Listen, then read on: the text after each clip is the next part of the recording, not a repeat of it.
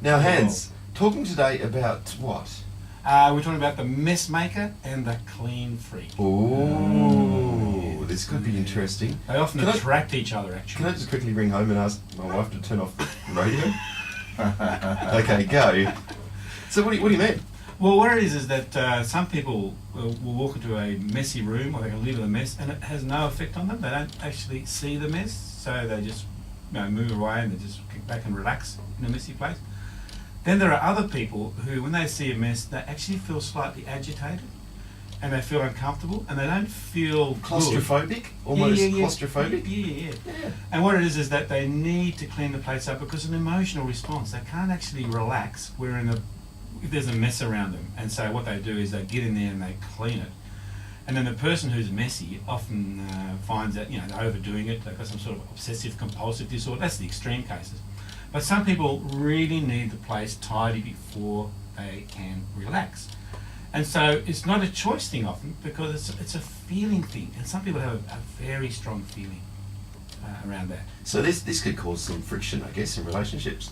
Oh, most definitely, yes. So you get the wife, for example, who walks into the room the following morning after the husband's had beer, and there's cans of beer everywhere, or there's just stuff everywhere, or food everywhere, packets everywhere, and they take this deep breath and they've got to get in there and just clean it. And with guys, sometimes it's about the car. They cannot have a messy car. If they see a messy car, they just feel uncomfortable and agitated, and they've got to sort of make sure that the car, particularly inside the car, is clean. And this often becomes a tension between the couples and a nagging issue because there's this constant.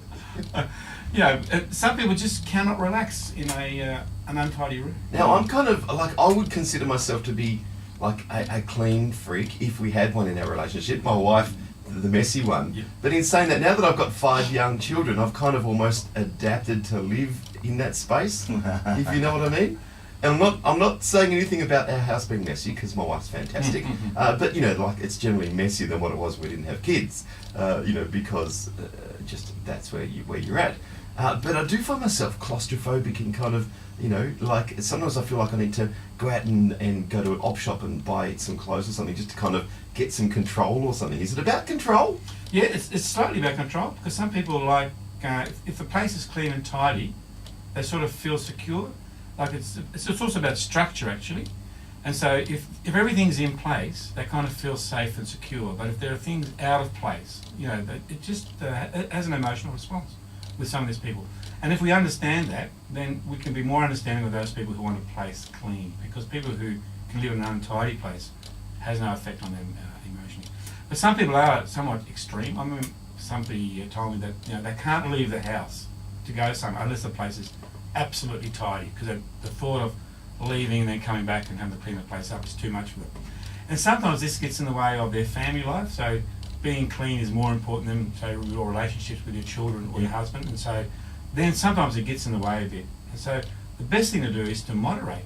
So if the person who's untidy can sort of help the person who wants the place to be clean, and if the person who insists on being clean can sort of just understand that it's an emotional thing, and sort of relax a little bit and adjust over a period of time, you can adjust.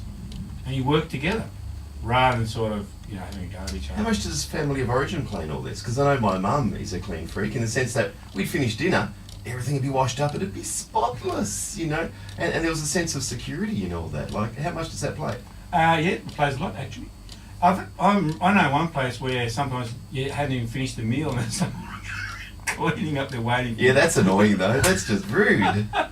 But there are some people who are like that. They just want to make sure the place is tidy, and they can't relax until the place is tidy. They feel if everything's in this place, then they can actually sit down and relax. Whereas some people, they don't need that at all. It doesn't matter. They'll relax whether there's a mess around them or not. So a bit of give and take needed in all this. Yeah, definitely. And understanding that's an emotional thing, really. That the person who wants to clean, they actually feel it. They feel it, the agitation stuff. What are you, Joe? You a clean freak or a messy one? Depends on my mood. Yeah, I might be a little neatness bipolar going on in my life. Yeah, yeah, it depends on the day. Yeah, You're talking about tension in relationship. I have tension with my kids regarding the interior of the car. Oh, okay. I'll clean the car, they make a mess. I'll clean it, they make a mess. It's constant. They don't just make a mess. Like my kids like leave food everywhere. It's like I said, that's it. No more eating in the car. Has it worked? No. No. I did read a book once that said that's the primary way of keeping your car clean. Never let the kids eat in the car. We tried it, worked for a day. No. Kids love snacking when they're travelling. What can I say? Yes, and what happens with some people is that they'll leave a mess up to a certain time, so a certain amount of mess, and then all of a sudden they'll come in, okay, this is enough, now everybody's got to clean up. Yeah. And that often comes with agitation, slight anger sometimes. I get everything out of the car and I pile it on the ground and say, Nate, you're not doing anything else until that pile is gone and it's packed away properly. So, Hans, from a constructive point of view, really it's about communication, as are most of your talk breaks, which we love so much. It is about communicating. Yes. And it's about being able to work out where the lines are as far as neatness goes. Yep, and also an understanding that it's an emotional thing for this person. You know, they actually cannot relax, and that's the thing. So if you understand that, so they're not just being petty or not being aggro. There's just something that wells up within them. They just can't relax. They just need. So if you can talk about that and there's an understanding there, then most couples can work together.